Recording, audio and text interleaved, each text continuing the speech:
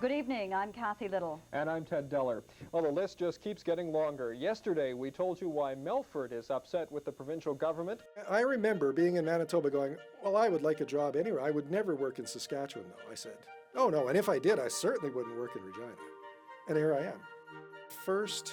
My first experience at CBC was coming in for my audition. And I remember being very impressed. I had come from a small station in Manitoba, and you did everything.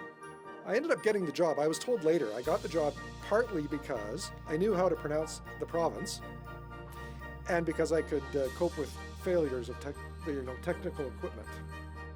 They closed the TV station like really shortly after I got there, a couple of months after I got there. I moved into radio after that, and I've been in radio ever since, so it's been like 31 years in radio. But I had spent some time working on the noon edition, which is agriculture reporting, and really got to know the province. When I started working in the mornings, it was kind of like slipping back into something I liked to do and was familiar with, but it did mean getting up a little bit earlier. But I'm a morning person, so it helps. I used to get up at 3:30, but then I changed to 3:25 because I enjoyed the extra 5 minutes. It made a difference. I have no idea how. I wish I could say it was caffeine or something simple. I drink decaf coffee as well. I know.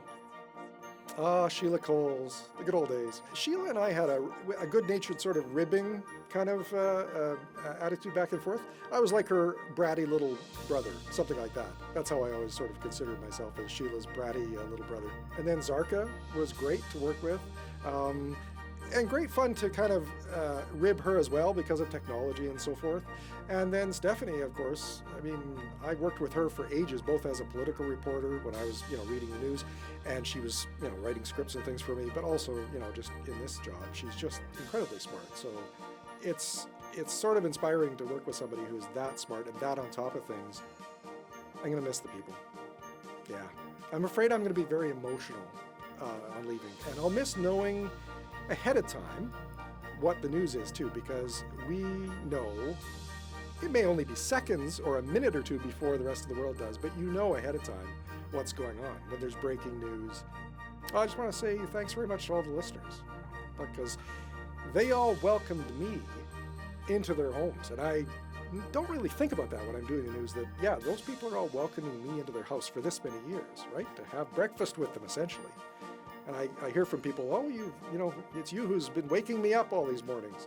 And it's true. And I just want to say thanks. It's been my privilege, my honor.